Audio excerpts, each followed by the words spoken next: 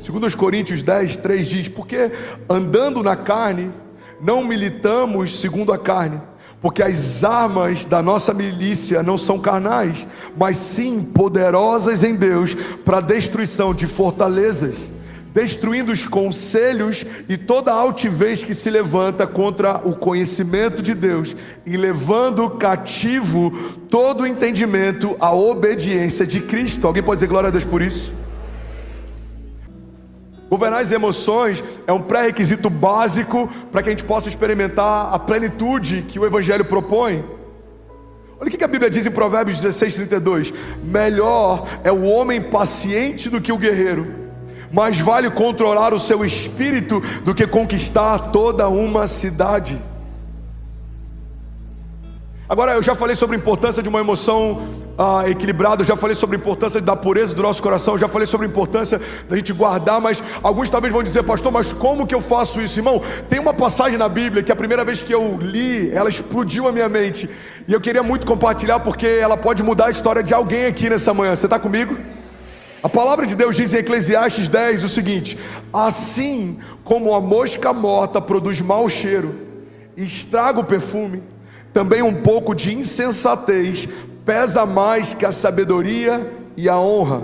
O coração do sábio se inclina para o bem, mas o coração do tolo se inclina para o mal.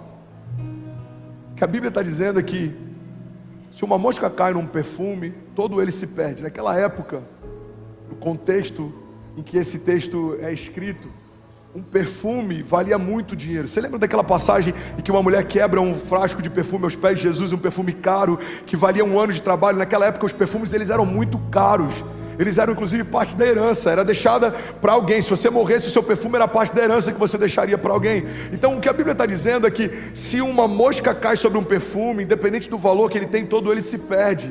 Agora, sabe qual que é a chave que eu aprendo com essa passagem? É que uma mosca só pode cair em algo que está descoberto. Glória a Deus, ainda bem que eu vim, estou feliz de estar aqui também. Uma mosca só cai sobre um frasco de perfume que está... Vamos, igreja, me ajuda. Descoberto. Então o que eu preciso entender é o seguinte, guarda isso: os vitimistas vão dizer: a culpa não foi minha, a mosca caiu. Os otimistas vão dizer: é só uma mosca, está tudo bem. Mas o que a Bíblia está dizendo é que quem precisa cobrir um perfume caro para que ele não se perca, sou eu. A autorresponsabilidade é o que faz com que eu preserve com tudo que eu posso, com tudo que eu tenho, aquilo de mais precioso que eu carrego. Davi fala para Salomão: com tudo que você pode, adquire sabedoria. Eu queria liberar uma palavra sobre você. Com todo o nosso entendimento, a gente precisa preservar a unção que foi derramada, a gente precisa preservar a pureza que foi recebida, a gente precisa guardar o nosso coração. A Bíblia fala, eu quero voltar para o início da mensagem, sobre tudo que se deve guardar. Guarda, protege o teu coração, porque dele procede as fontes de vida. Então, irmão, guarda isso em nome de Jesus. Alguns vão dizer que pensamentos são inconscientes. André, os meus pensamentos são inconscientes. Eu tenho pensamentos que eu não governo sobre eles. Então, como que eu posso estar pecando se eu não tenho controle sobre os meus pensamentos? Irmão, guarda isso. Por mais que existam alguns tipos de comportamento e pensamentos que são inconscientes, aquilo que eu alimento a minha mente define como eu começo a me mover, inclusive de forma inconsciente. A Bíblia fala sobre portais. Os portais da nossa alma e do nosso coração são diretamente ligados àquilo que eu vejo, aquilo que eu ouço, os ambientes que eu estou. A Bíblia diz: não ande com os escarnecedores, não se assente na roda deles. A Bíblia diz que se o nosso olho nos leva a pecar, arranca o teu olho. Ou seja, abra mão daquilo que te faz pecar, para que você não perca a salvação. Irmão, é você quem governa o que você se alimenta.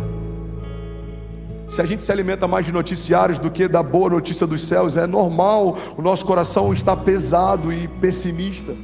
Existe uma boa nova, o ano aceitável do Senhor é a boa nova, mas muita gente faz das suas crises o seu devocional. Você começa as suas manhãs ouvindo jornais, eu não sei você, mas tudo no jornal pela manhã parece que está mal, até o trânsito.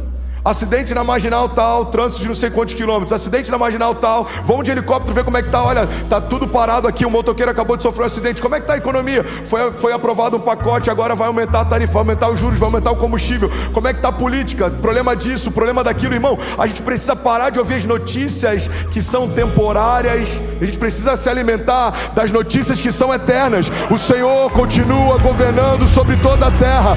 Toda a terra está cheia da glória de Deus. O Senhor é bom e a sua misericórdia dura para sempre.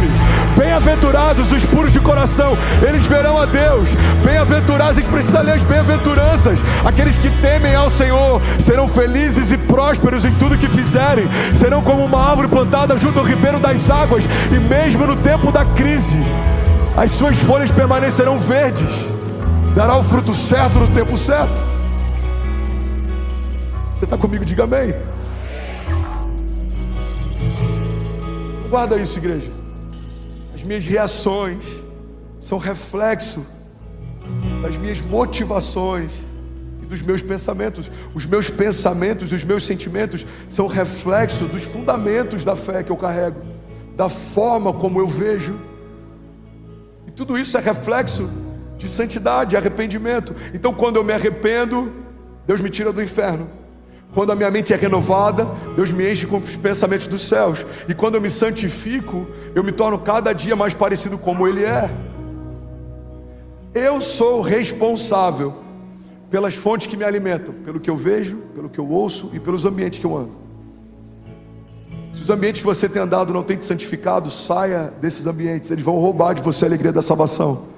Se os ambientes que você tem permanecido, eles não têm glorificado a Deus, saia desses ambientes, eles vão roubar de você a santidade. Pastor, mas não dá, é o meu ambiente de trabalho. Você não precisa deixar de trabalhar, mas você talvez não vai estar no happy hour.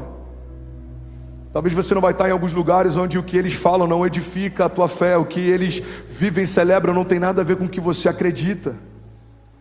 É muito sutil, sem perceber a gente vai se alimentando de outras fontes. E quando a gente vai ver, a gente já está falando coisas que a gente não falava, sentindo coisas que a gente não sentia, crendo em coisas que a gente não cria. Irmão, a gente precisa guardar as fontes que alimentam o nosso coração, porque elas definem diretamente aquilo que sai dele. Alguém está comigo? Diga amém.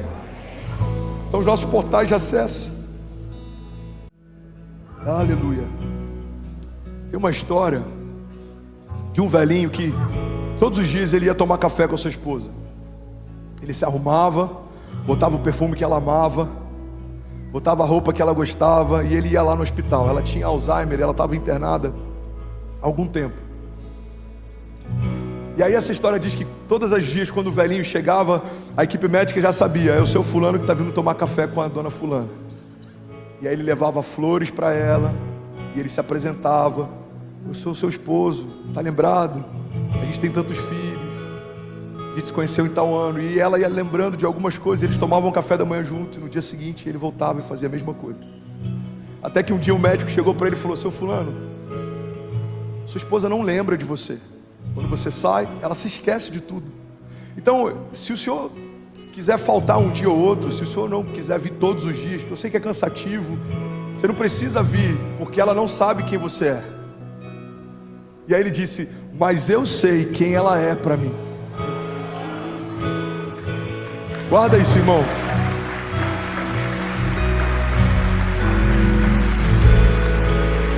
A pureza do nosso coração é exatamente como essa relação que eu acabei de compartilhar. A gente precisa manter o nosso coração puro, não é porque os outros estão vendo a pureza do nosso coração, mas é porque a gente está olhando para o nosso coração e está vendo quão puro ele está. Não é porque os outros estão aprovando a nossa jornada, mas é porque Deus está olhando para a gente, para a nossa jornada, e Ele está se alegrando do que a gente está construindo. A pureza do nosso coração, igreja, não é para o outro, isso é hipocrisia. Não é para a gente se tornar mais santo para dizer que é santo, não é para a gente se tornar mais puro para dizer que é puro, não é para a gente se tornar feridor de ninguém, não é para a gente se tornar juiz de ninguém. É para a gente ouvir naquele grande dia: servo bom e fiel, eu tenho uma morada preparada para você. Eu sei quem você é, eu me alegro com o teu coração. Filho, vem, existe algo preparado para você. A pureza do nosso coração, irmão, não é para a gente mostrar o que faz, não é para ser visto, é para a gente ter esse entendimento, essa segurança. O Senhor se alegra com a minha jornada, o Senhor se alegra com a minha família, o Senhor se alegra com a minha entrega, o Senhor se alegra com a minha busca, o Senhor se alegra com o meu coração. A Bíblia diz que quando nós nos aproximamos de Deus, Deus se aproxima de nós. A palavra diz que aquele que clama, Ele dará resposta. Aquele que busca, a porta se abre. Aquele que bate, vai encontrar do Senhor portas abertas. E é sobre isso que eu quero orar nessa manhã. Você está comigo? Diga amém.